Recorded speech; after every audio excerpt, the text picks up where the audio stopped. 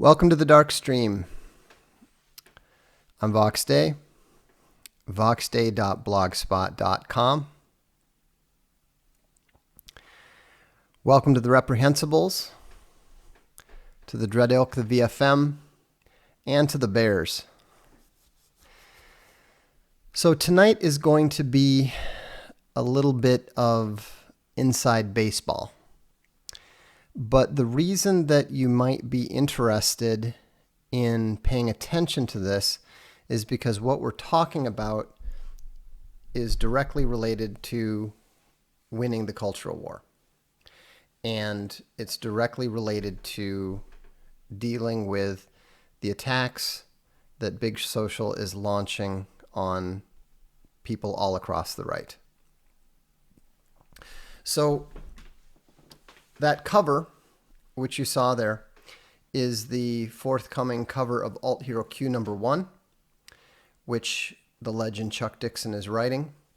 And it's going to be coming out later this month. We're making great progress on it. I think we just have 2 pages left to do. And it's going to be really good. And it is, of course, the point of contention not only between us and Indiegogo, but also between Indiegogo and the backers of the campaign. And so there have been some interesting developments that I am not at liberty to discuss, but some of you already know what's going on. John McCoy is one of the 195. Leonidas had his 300. We have our 195. The difference is that we're going to win. So what we're doing now, and the reason that I'm mentioning this now, is I want to spread the word among the backers that it might be possible, it may be possible for all of the 1,456 backers to join the arbitration at some point in the near future. The reason that we believe this is probably going to be possible is it appears that Indiegogo has finally done the math, which we did very early on, and they realized that there are literally dozens of people who are going to launch their own independent arbitration requests if they're not allowed to do it as a single big class. So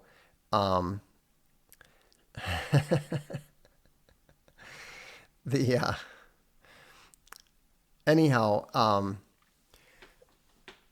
I just want all of you who are Alt Hero backers to be aware of this possibility.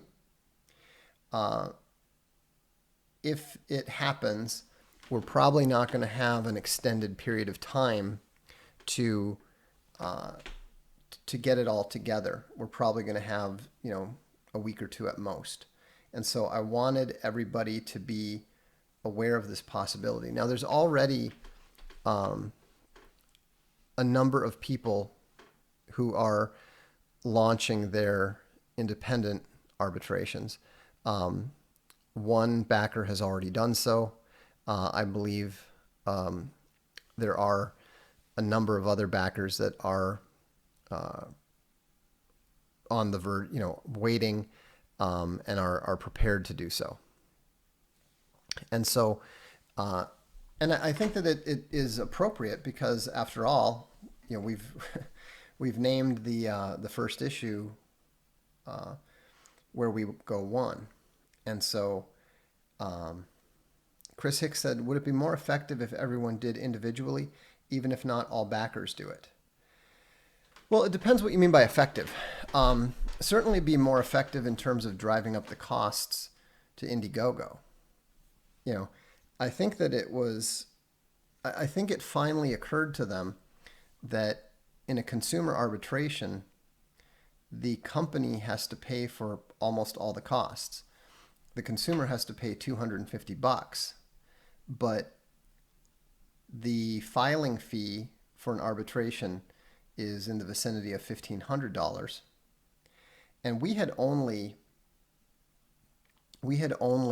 calculated that as the basis for why it would make sense for them to drop the whole opt-out waiver nonsense and just accept a big one single class action suit or class action arbitration from all the backers.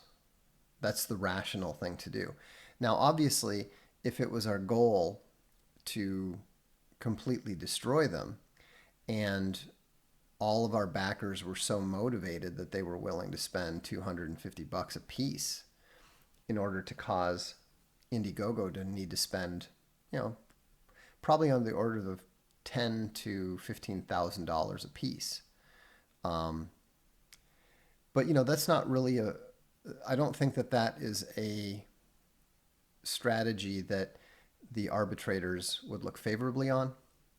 And they have the ability to unilaterally consolidate them. And so I think that consolidation of all the backers, not just the 195 that have engaged in the class action, not just the however many are planning to do independence, we would like everybody to be able to take part in it. We think that it's appropriate because every single one of the backers was defamed by Indiegogo's accusations of violations of the terms of use. Nicholas Thrum said, "You are like C.S. Lewis with the fire of Luther." I wish I was as good a writer as C.S. Lewis. I do my best, but C.S. Lewis, in my opinion, is one of the greats. I'm probably a little bit too relaxed to be a Luther. Ben Darling says, "Without jumping the gun, I wonder what the effect will be if this succeeds. Will these outfits stop this kind of nonsense completely, or will it be a case of do it to others but don't do it to VD?" Well, it's kind of interesting that you should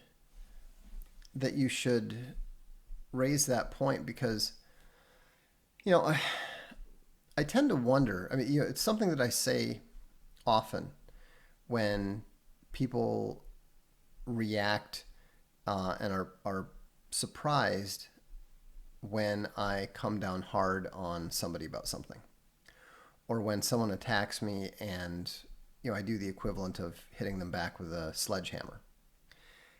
And my usual response to that is, what part of Supreme Dark Lord do you not understand? There's a reason why I was given that nickname. And, I like to think that I'm generally a nice man. I like to think that I'm generally a decent, civilized man. I like to think that I'm a kinder, gentler Dark Lord. But, anyone who knows the history of the rabid puppies or knows about Gamergate or even going all the way back knows about our dispute with GT Interactive knows that if I am forced to get into a conflict, then I am going to make damn sure that even if you win, you're going to know that you were in a very serious fight.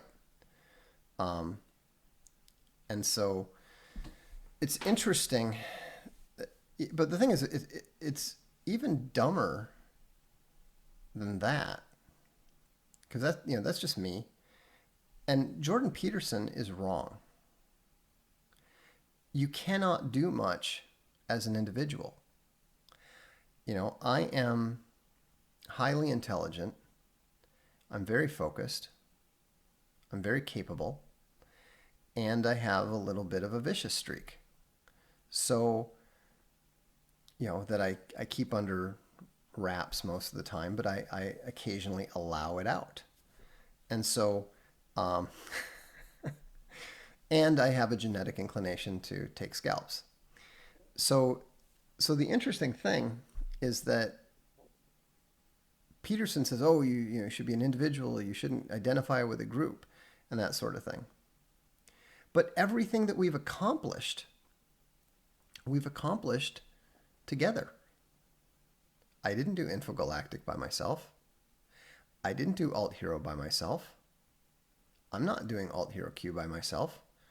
I don't do Castelia House by myself. I didn't even do my own audiobooks by myself. And so the when you look at what we've been able to accomplish, it's because we've done it as a group. And what have we done as a group that Indiegogo very much knew about? They absolutely knew that we had this most successful new comic crowdfunding campaign out of more than 10,000 campaigns. So they already know that there is this group of very, very effective people.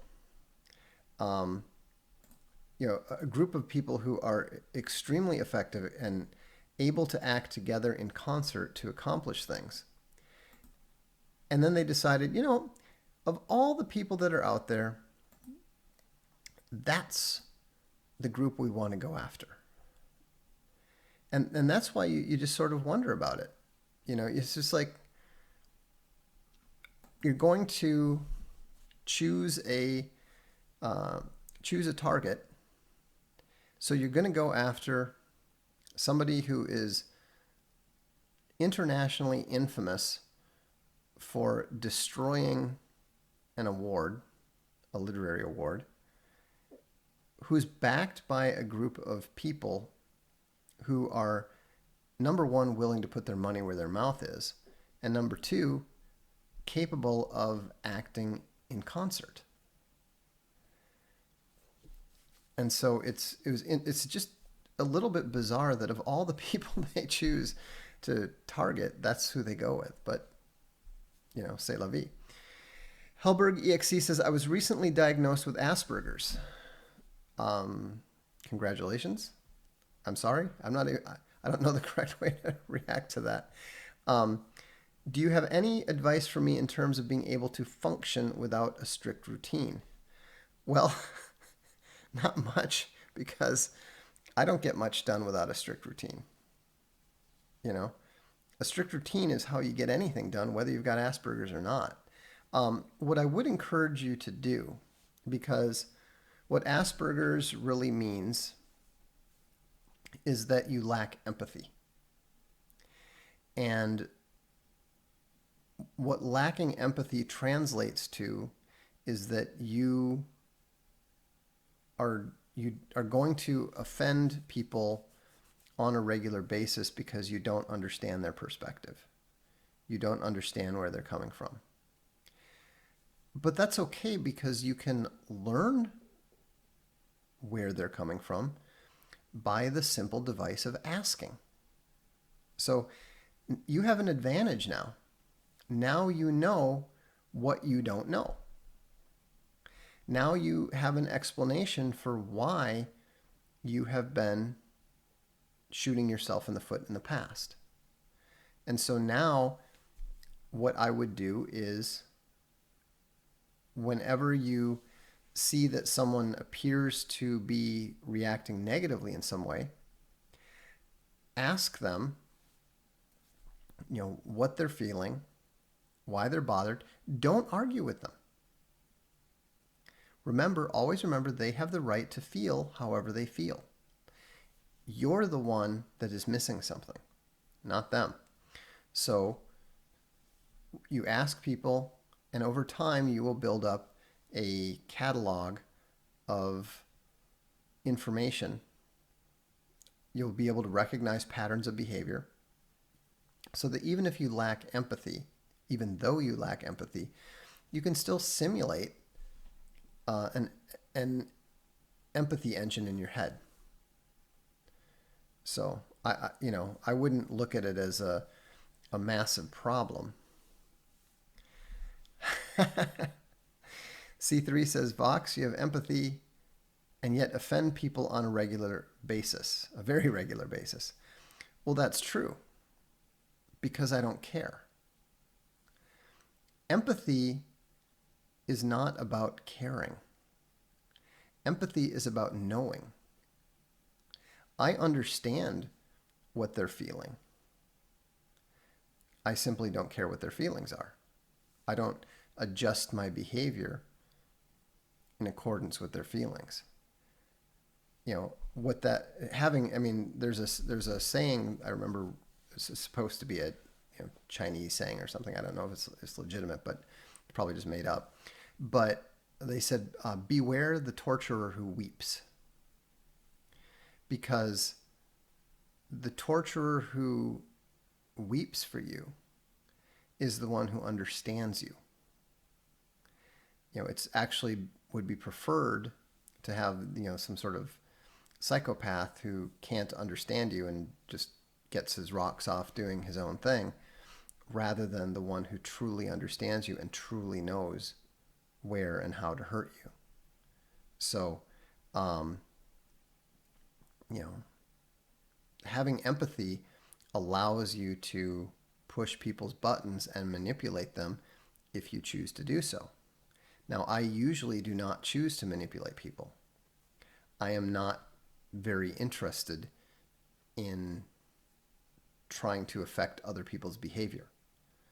And so, I'm sufficiently introverted and self-centered that I just don't have that much interest in what other people are thinking, saying, or doing. So, I'm a writer. What is it to me what people are doing when I'm sitting in front of my computer writing for 8 hours in a row or whatever? Boingo Bear says, hey Vox, you mentioned the failure of fiat currency over time. It's not just fiat currencies, it's all currencies. Can you elaborate on this and why they fail? Well, all currencies fail because it is always tempting for governments to dilute the money supply. And it's not just governments, it's powerful people who have access to the governments, because whoever gets the new inflated money, whoever gets the new less valuable money first, gets to spend it as if it's more valuable. And so it's a sort of time-delayed currency arbitrage that favors whoever is getting the initial access to it. And so when you've got both the temptation of the government and you've got the temptation of the powerful interests in the society, it's natural that any currency is going to be diluted, weakened, etc., etc. It's the normal economic order of business. Let's see. Any thoughts on Trump and the MAGA movement lately? Not really.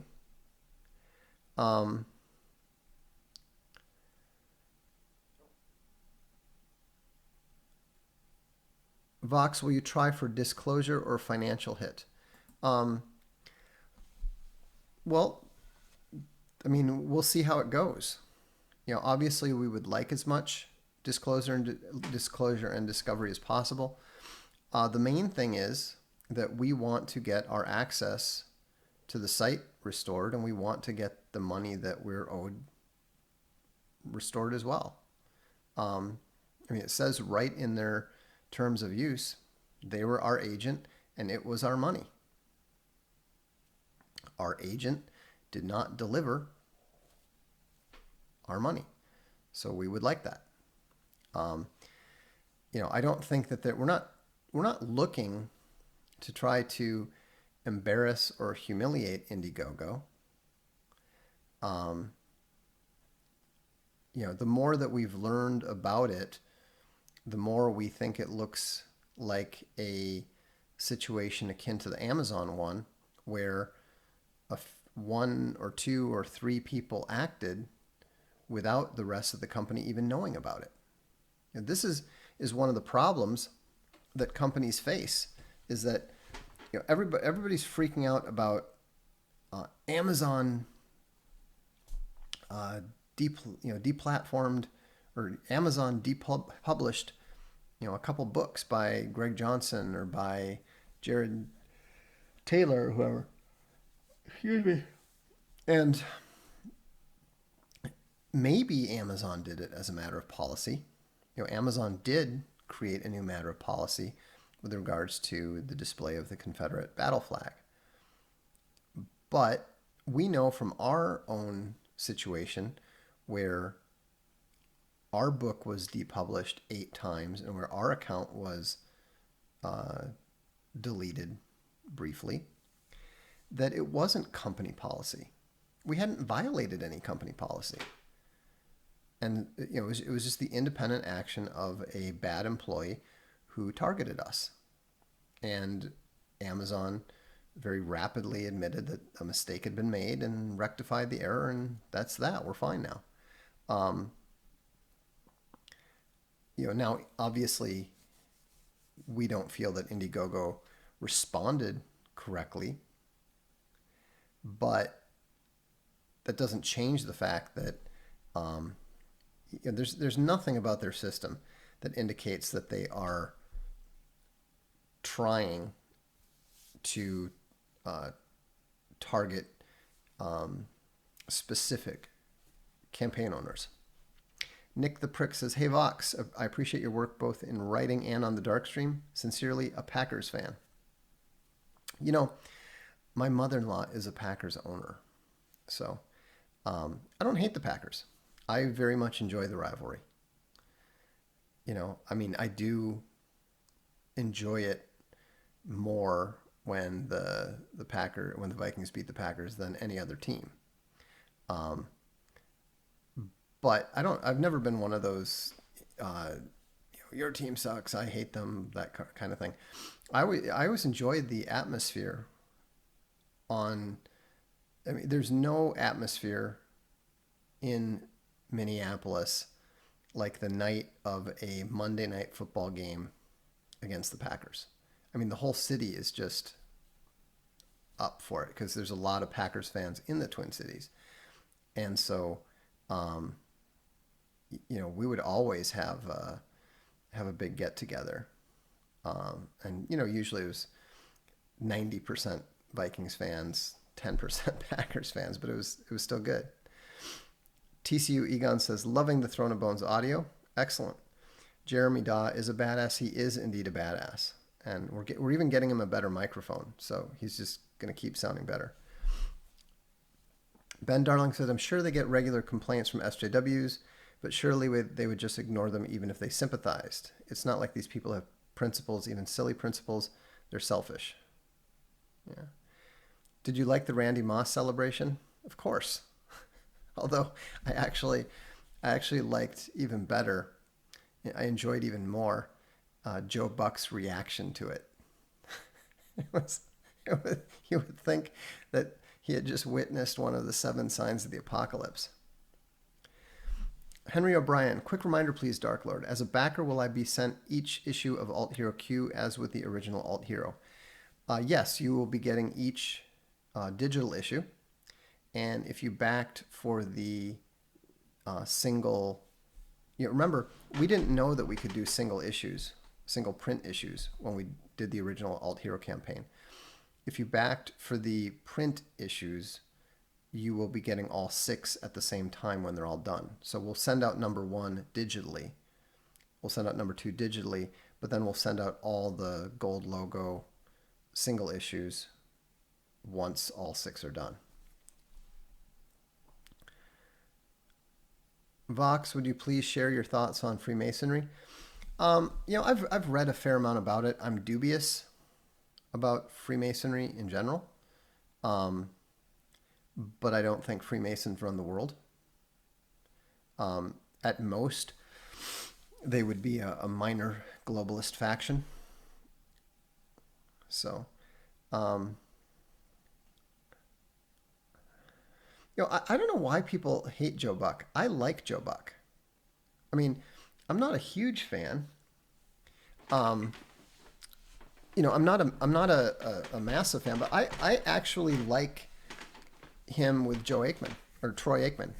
I like Joe Buck and Troy Aikman together. They seem to enjoy working together.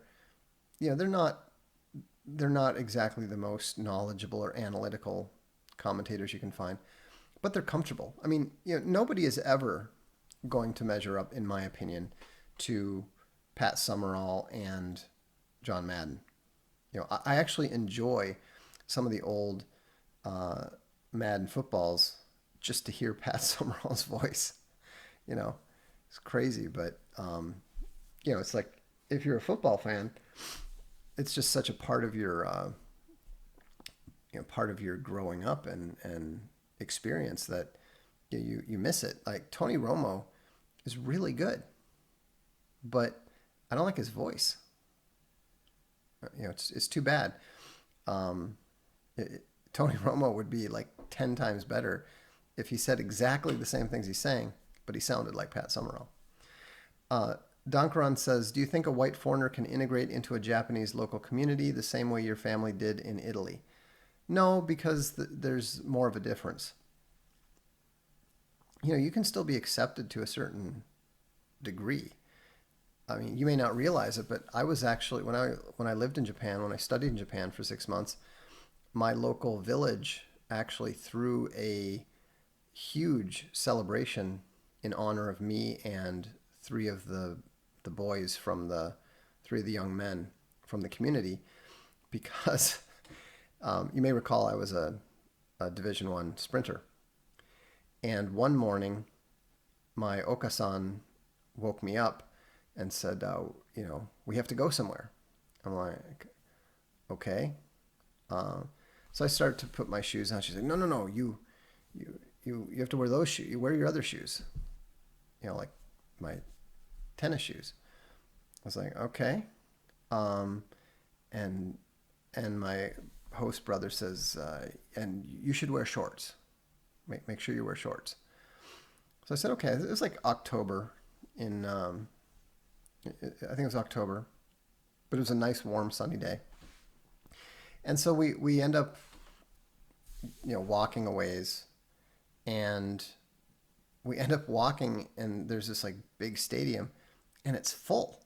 I mean, there's this huge stadium that's completely full, and uh, it was crazy because there's like, thousands of people there, and they're like, oh yeah, so you're gonna run. I'm like, what? And it turns out that this was a citywide like track meet, and I was kind of a ringer that my neighborhood was entering, because apparently my neighborhood hadn't won anything in something like 30 years. So so anyhow, I mean, it was it was completely unfair.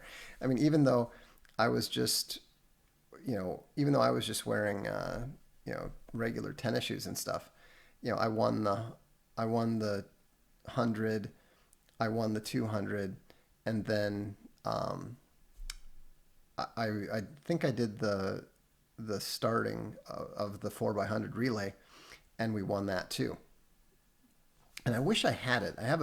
I still have a picture of the mayor of the neighborhood, like giving me they made these scrolls up, really beautiful scrolls with you know kanji all over them.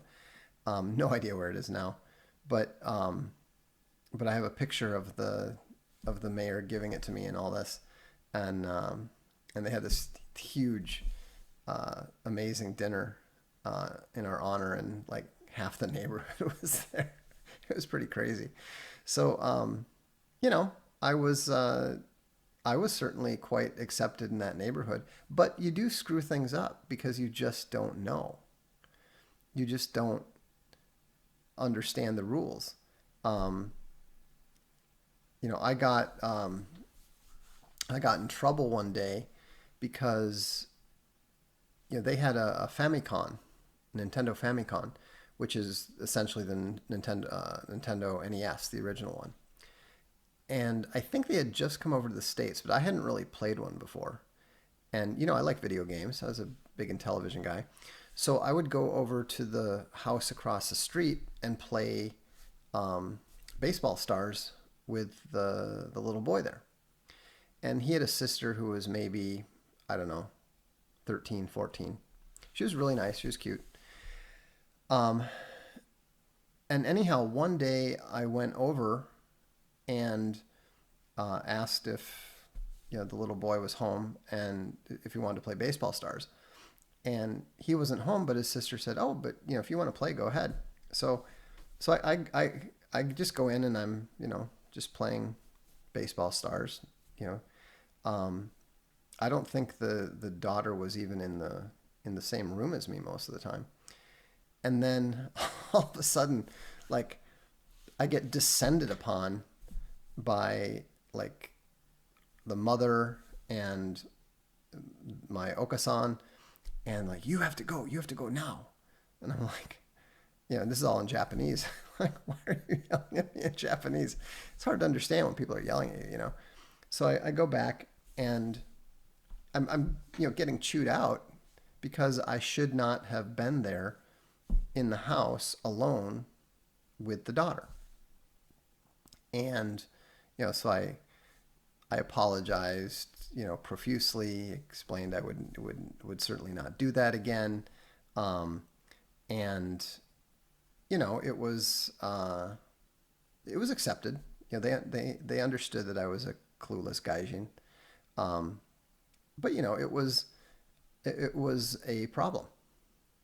So uh, I also um, I also at one point found myself um, the they they they didn't tell me. I Star 81 says, "Hey Vox, greatly appreciate your views. I would value your views on homosexuality. I'm a gay man. I've returned to Christianity. I'm wrestling with this yet again. How do you think it arises and dies, and does it have a place in God's kingdom?" Well, there's two things to keep in mind. Number one, I would caution you against identifying yourself as a gay man, because the Bible makes it very clear that homosexuality is considered a sin, right? Now, that may be a sin that you struggle with, um, but we all have sins that we struggle with. Because I've wondered for a long time why homosexuality tends to get singled out in some ways, along with a few other specific sins.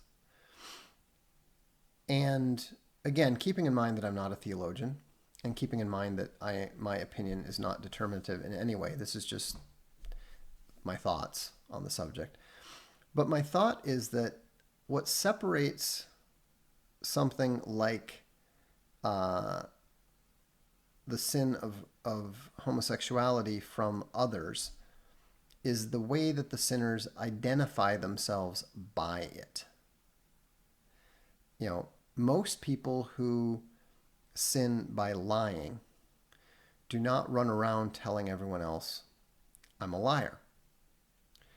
Even somebody who is an adulterer very seldom identifies himself, very seldom would identify himself by his sin.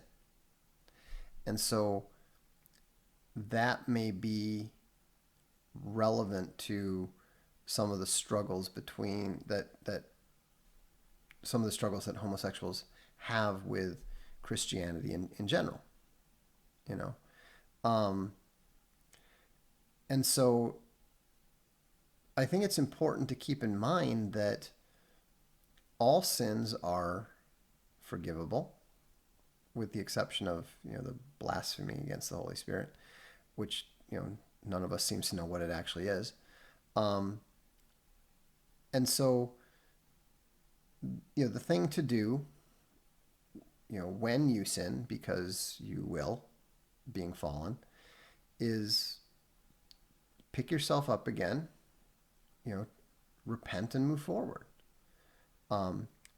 maybe you'll never be able to get past it, or maybe you will. You don't know. You know, Jordan Peterson was a habitual liar. I don't think that he's gotten past it, but certainly a lot of his fans think that he has. So, I mean, I've had these conversations with a number of people. I get asked all the time, how can you be friends with Milo? And I always tell them, have you ever talked to Milo? Do you have any idea how he actually thinks about these various subjects? You know, I'm not inclined to get too worked up over your sins and your shortcomings because I got my own to answer for. You know, now I don't envy you the challenge. You know, um, from what I've seen, being on a gay record label, um, the lifestyle is not one uh, is not an easy one, and it's not about the oppression and discrimination and persecution and harassment and hate and all that nonsense. It's about the lifestyle itself is very hard on people, and so I certainly wish you the best in dealing with it. Just as I hope I hope you wish me the best in dealing with my sins and shortcomings. I understand people don't want to hear that's that there's anything less than wonderful about any aspect of their lives, but I'm just sharing my thoughts. So. Um, Tom Lopez says, I'm developing the opinion that the rhetorical phrase, you shouldn't legislate morality, is a trap used by the globalists and is a stepping stone gateway drug. I think you're absolutely correct. As a libertarian, I used to be tempted to use that a lot. And then the more I thought about it, I was like, well, but we are legislating. I mean, morality is the basis for how we decide what we legislate. Now, you can't, the important thing is you can't impose morality on an individual. They will make their choices. Living in France for 30 plus years, there are so many differences you can never really fit in. Is it culture or character? It's both. I mean, that's why I find it so frustrating when people say, well, is it nature or is it nurture? Well, how does nature not affect nurture? If nature makes you a more nurturing person by choice, then that is also going to affect who you marry and who you're involved with. And so they're not the same thing, but the relationship is intertwined. Is Vox on Instagram? No. I'm already on more things than I would like to be. The Constitution is an instrument with no living signatories. Why is this not a problem for everyone? Well, because the whole, the social compact, which I prefer to social contract, the social compact is implied, intrinsic in living in any society. The idea has always been you should leave. If you don't want to live in that society, leave. Go somewhere else.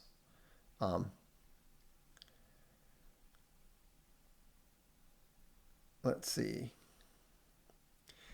Charmaine says, for me, I realized that I've never been into dudes because I'm scared to be vulnerable to a man. My dad was a serial womanizer. I don't know. It's different for lesbians, though. Yeah, it's, I mean, I always think it's funny that they try to lump gays and lesbians in the same, community or somehow. I mean, the two communities could not be more opposite. It's, I've never quite understood why those two communities are, just because both are outside the normal doesn't make them the same.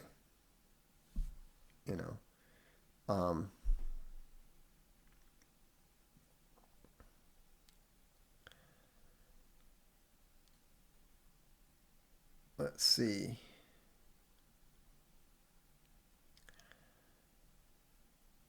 Something's going on about Metallica for some reason. I don't know why. Um, Vox, who do you think should be allowed to vote within a nation state? Only responsible male adult members of the nation. How exactly responsible would be determined, I don't know, but that's my opinion. Let's see. Elizabeth says, that's a pretty name. Hi, Vox. Love your streams. Fun fact. You blew my boyfriend's mind with the free will argument. Him. He has completely changed my mind, and I don't know how I feel about it. I don't know how to feel about it. I think I love it. Well, it's always good to expand your thinking and expand. A lot of people don't realize how their minds have been programmed over the years. And if I'm able to help you, if I'm able to help you achieve a deeper understanding of things, I'm happy to do that. Sofa King Flat said, you did not answer the Constitution question. You dodged it. Let me see, what was the Constitution question again? Oh, shouldn't it bother people? Okay, well, I'll answer it directly. Shouldn't it bother people that that there are no living signatories to the Constitution? No, it should not bother you.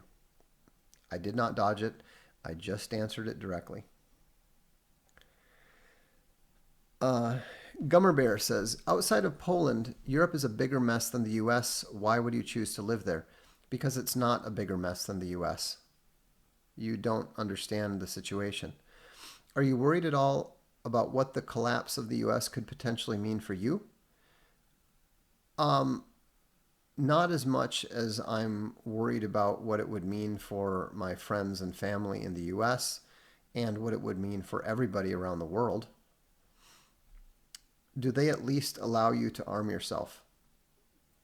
Okay, let me explain something about Italy to all of you who operate under the misapprehension that the law means anything in Italy.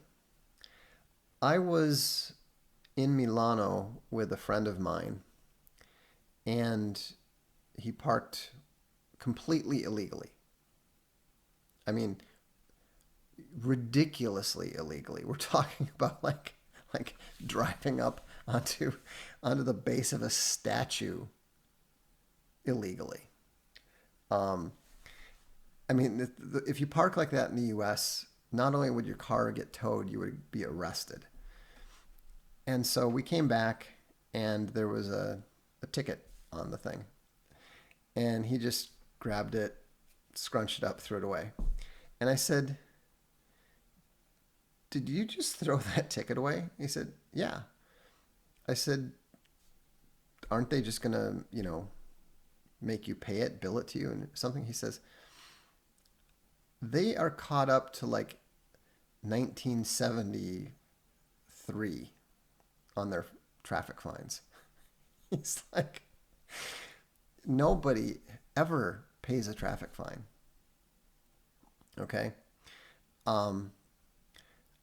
You can safely apply that reasoning to, guns and everything else that you can think of in Italy.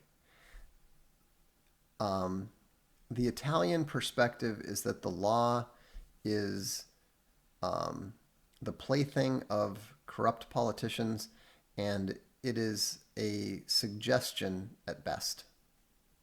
So, all these, I mean, what do you think they hunt boar with? What do you think they hunt with? Of course they have, anyhow, Americans just don't understand that you don't necessarily need to have a have a Second Amendment in order for the people to be reasonably armed. Hey Vox, what can people who want the U.S. to balkanize as quickly as possible help push the conversation in that direction? Oh, just support the transformation of the Democratic Party into the diversity party. You know, they are actively balkanizing everything.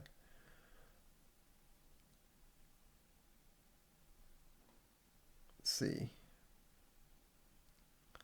Wow, Socrates Hernandez says, "Wow, I finally had the chance to catch a stream live. I love the Darkstream and Bearstream. I'm a propane delivery driver in western Minnesota, and I work a crazy amount of hours. I bet you do, especially with all the snow there. It's funny, you know, our friends in Minnesota, they're just like they're beyond like the the anger and the denial, and now they're all just depressed. You know, it's snowing again. Of course it is. The thing I love is that um, first, you know, talking about how nice it is here, and then pointing out that they're all pussies because the winters of 81, 82, and 83, 84 had more snow. You know, I mean, I've actually lived through three of Minnesota's worst, snowiest winters, um, and two of them were worse than this winter. So that gives me the right to make fun of them, and I do. Um, Frank Meadows says, "And it's snowing again." I know. Socrates asks, "Vox, would you ever consider speaking at a Republican event?" No, I don't do public speaking. I don't. Uh, I don't. I'm not a Republican. Um, I have no interest whatsoever in that. Also, I'm pretty sure that they don't have any interest in me either. Hello from Croatia. Welcome, Croatia. You guys have a hell of a soccer team. Let me tell you that. I was actually pulling for Croatia against France, but sadly they were not able to get it done. Daniel Paolo says Sicilians keep that Lupara statch for briganti and mafiosi. Yeah, I think I've told you some of you this story before, but um, my one of our pastors at our old church, who's still a friend of ours, he's Sicilian, and he showed up one day, and he's wearing like the white fedora with the like navy blue band and navy blue pinstriped suit with the the white handkerchief in the breast pocket. And I mean, he could not have. He looked like a Hollywood caricature of a mafioso. And I said, Donato, when did you join? When did you join the mafia? And he goes, "What makes you think I ever left?" It's like, I was like, "Really?" He says, "Oh no, no, I am kidding. Of course, I'm not in the mafia. I mean, my uncle and three of my cousins and several of my extended family, they're all in the mafia, but I'm not." So I'm like, "Well, you certainly dress like you are." Anyhow, it was I found it amusing. Let's see, I think I missed one here. What do you think about India versus Pakistan? I think it's just more sword rattling. I actually wrote about this on the blog the other day. It was pretty clear to me that Pakistan was attempting to de escalate, and I think that we're seeing that in general. I think that they have no. Um, I think they have no desire to actually kick off a serious war. It's a combination of the Palestinian extremists causing trouble, and then the Kashmir government needing to look strong and respond.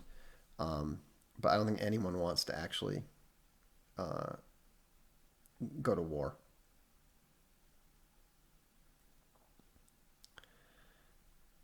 Which video did Vox explain natural law? I haven't. And free will. I haven't done that either. So you will search in vain. Vox, do Italians wear tracksuits like on The Sopranos? No, not at all. Italians dress very well. You have to maintain la bella figura. Um, yeah, I mean, they do dress a little bit fashionably. Um, Space Bunny's made it very clear that there are certain Italian men's styles that I should never ever wear.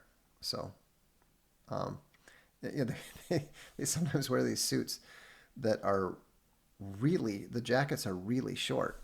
So they basically expose about half to three quarters of the men's butt. It is not a good look. It looks ridiculous, especially when it's combined with like skinny, like the equivalent of skinny jeans. It's, I mean, it's very fashionable, I'm sure, but it looks terrible. The one fashion that I did like that she vetoed, and of course, you know, because I'm too lazy to actually go out and buy clothes for the most part. I never actually got around to getting them, but I liked the butterscotch shoes that were in. It's like a butterscotch color, and people were wearing those shoes all the time. Like, I don't know, 12 years ago, but um, I never got a pair. Frank Underwood said, "Where do you see Norway and similar countries' future compared to Italy? We have a very different way of thinking, after all."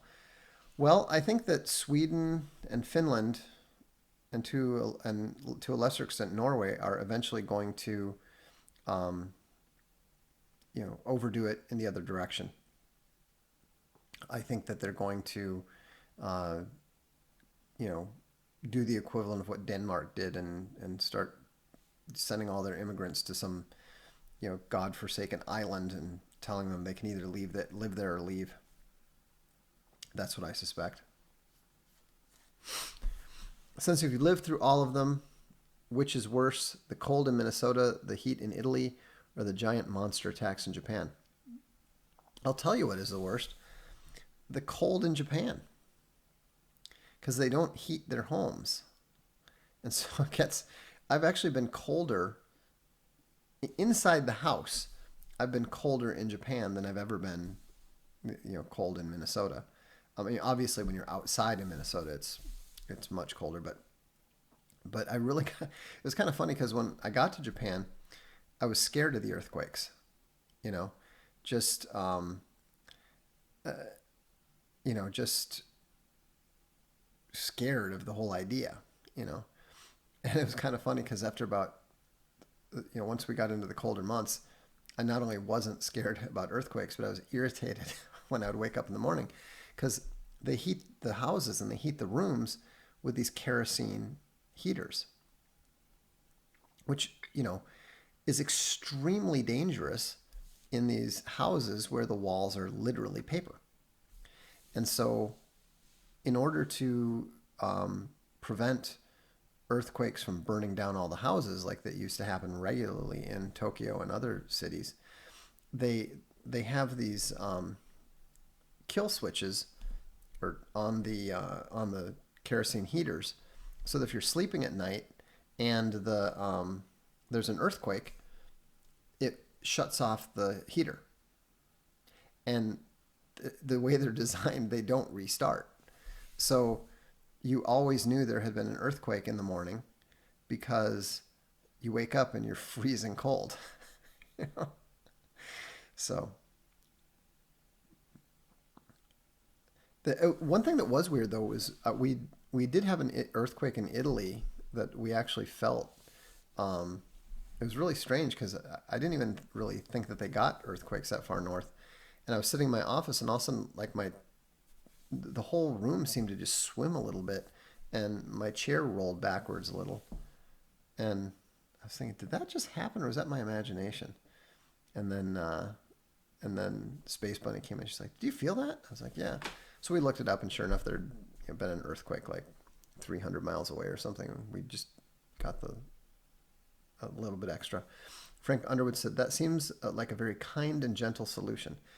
I hope they go for it. I mean, I hope that's a reasonable way to do it. Marie Gollet says, "The shoes are always the outfit's blemish for sure." Yeah, I need to be better about my shoes. I used to be. But, it's true. You get to the point where, you know, you're 50, you've been married for decades, and as long as you keep yourself in good physical condition, you're like, I'm doing pretty well. Space Bunny and I are hanging out in, yeah, I'm wearing like Vikings flannel pajamas, and she's wearing, you know, the tights that she had on at the gym all day. So it's just, you know, at a, I'm not, we're not quite at the point where we've just given up and are sitting there with, you know, 2 bags of Doritos, but we're definitely not quite as stylish as we used to be. Interesting talk. Vox, how do you reconcile your feelings on meditation with Marcus Aurelius' book being called Meditations? Well, because meditations in Marcus Aurelius's terminology just means thinking. There's nothing wrong with thinking. It's different than meditating.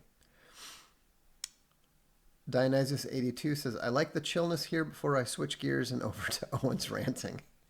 You guys make my night. Yeah, we are kind of an interesting 1-2 punch. So, you know, I would say that our styles are definitely complementary. JNYC is very kind. Vox, you're still young and handsome. You talk like you're freaking 80. I did 2 high intensity courses this week, and then I watched my son's soccer team play, who my team is going to be playing in a couple weeks. I'm very conscious of how not young I am at the moment. I mean, don't get me wrong.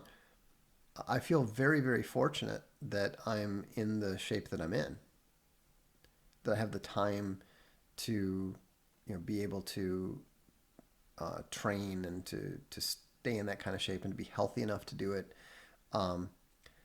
But I'll tell you, you know, you can feel the difference. You know the difference. Cave Bear Chris said, where did you live in Japan? I lived in a great village called Sobu outside of Nagoya. Sugoi. Very kawaii. I was actually in Machida, which is about 45 minutes. It's a suburb of Tokyo, about 45 minutes from Roppongi by train. And it was interesting. You know, I think I would have gotten a lot more out of it if I had gone when I was older. But, you know, I spent way too much time in Roppongi rather than, you know, really focusing on the Japanese culture.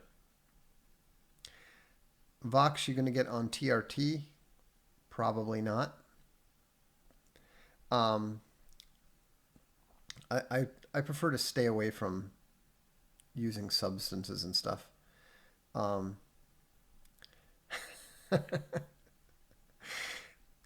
Ed Chair says, I live for Owen's stream. Well, this is actually the time that I should pass the torch over to Owen. So anyhow, just a reminder that if you're an Alt Hero Q backer, be ready. Check in with the blog every couple days. I'll also be mentioning it, of course, on the Darkstream. But if it's possible to add you to the claim, to the arbitration, I will let you know. So thanks very much for tuning in. Have a good evening. Give my regards to Owen and the rest of the Bears. And we will see you at the next Darkstream. I'm Vox Day.